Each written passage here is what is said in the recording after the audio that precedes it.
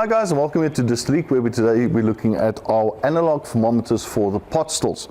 Now we've got different sizes, obviously, for the smaller 5 litre and 2 litre stills, and then for the larger 25 litre, 20 litre and so forth. Now these analog thermometers come with a thermo well. So the thermo well itself, you will drill a small hole into, or we will, if we fit it for you. Obviously, if you buy a still from us and you buy a thermometer with it, we will fit it for you free of charge. But if you already have a still, or you built your own still and you just want the thermometer, all you need to do is drill a little hole for the same diameter as the thermo well. You slide that in and you solder it onto the vapor chamber.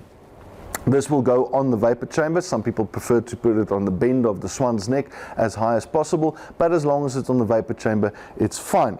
The thermo well then takes the thermometer, which just slides in like so, and you can then remove it when you wash or clean the vapor chamber, so that you don't damage the analog thermometer. So quick, easy, no mess, no fuss, and very accurate. That is the analog thermometer for our pot stills.